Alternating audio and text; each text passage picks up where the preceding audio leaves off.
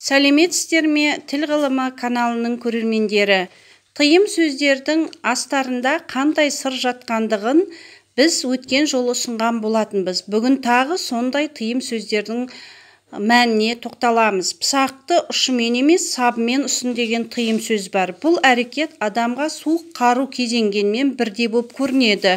Пышақты ұшымен ұсынғанда пышақ ұшы ұзарады, қате болуы мүмкін деген сенім де бар. Сондықтан пышақты ұшымен емес, сабымен ұсын деген тыйым сөз қолданылады. Пышақты шалқасынан қойма, пышақты жүзін жоғары қаратып қойма деген тыйым сөздер бар. Бұл тыйым сөздің негізінде пышақ жүзіне біреу-міреу арандауы мүмкін, немесе пышақтың жүзін жоғары қаратып қойған кезде қорадағы мал пышаққа ілінуі мүмкін деген наным сенімнің туындаған ескертпе тыйым жатыр. Пышаққа қатысты келесі тыйым сөз пышақтың жүзін жалама деген. Бұның да өзінің негізгі себебі бар. Бірінші, бұл қауіпті, өйткені тіліңді жарақаттап алуың мүмкін. Екінші, қазақ ұғымында суық қарудың жүзін тек серттескенде, анттасқанда ғана жалаған. Жай уақытта бұған адамды жамандыққа бастайтын әрекет ретінде тыйым қояды. Тыйым сөздің келесі сыпырғышты тік қойма немесе сүйеп қойма. Мұның да себептері бар. Бірінші, үйің жылымайтын болады дейді. Екінші, тіктеп қою бұл әбестік болады және үй ішіңнің жиналмауының бір себебі деп білген. Сыпырғышты тік қою ұрыс-керістің нышаны деп түсінілген.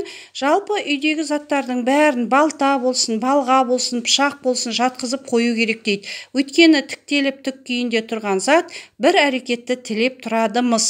Жаманат шақырудың, өлім тілеудің нышаны деп түсінілген. Бұндай тыйым сөздердің астарына мән беріп, күнделікті өмірімізде қолданып жүргеніміз дұрыс. Жалпы тыйым сөздердің сырын білу бұл белгілі бір тәртіпке шақырады. Тұзды бейберекет шашпа деген тыйым сөз бар. Астың иманы тұз, тұз төгілсе ырыс төгіледі, дәм шамданады, ас азаяды деген сенімнен туған. Тұз қазақ үшін наннан кейінгі ас дәмнің бірі.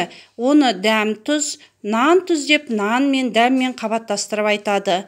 Тұз атымен ант етіледі, қарғыс айтылады.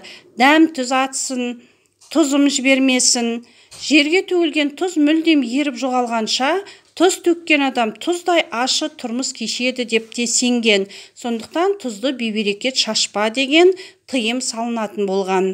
Сондай-ақ тұзға қатысты тыйым сөз тілімізде орныққан. Тұзды баспа, өйткені киесі ұрады дейді, немесе киесіне ұшырайсың дейді. Нан мен су сияқты тұз да қасиеті мол киелі ас болып саналған. Оның атымен ант беріп, ант алған. Тұзым ұрсын, дәм тұзым атсын. Демек, тұзды аяққа басу, оның қасиеті алдында күнәкар болу деген сөзді білдіреді. Тыйым сөздерді тәрбие мақсатында қолдануға болады және солай қолданылғанда. Тыйым сөздердің бірі тізеңді құшақтама. Ертедегі салт бойынша әйел өлген жасы егделеу кісіні тізесін құшақтатып өлген әйелінің қасына отырғызып қоятын болған. Сондықтан да тізесін құшақтау басқа уақытта жаман ырымға саналған. Тыйым салу жақсы ырым емес, жалғыз қаласың деп ескертуге байланысты қалыптасқан.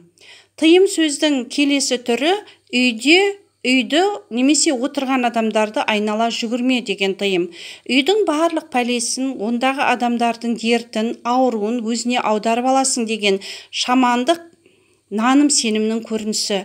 Ертеде қазақ арасында да аяулы адамының, малдың, заттың дертін, пәле жаласын өзіне қабылдап, оларды аман сақтап қалу үшін 3 рет айналып өту дәстүрі болған.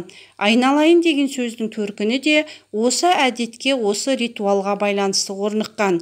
Үйді, оны отырған адамдарды айнала жүгіріп ойнайтын балаларға айналмаңдар деп тыйым салу, оларды осындай әдеттен немесе жаман аурудан сақтандыру мақсатын көздейді.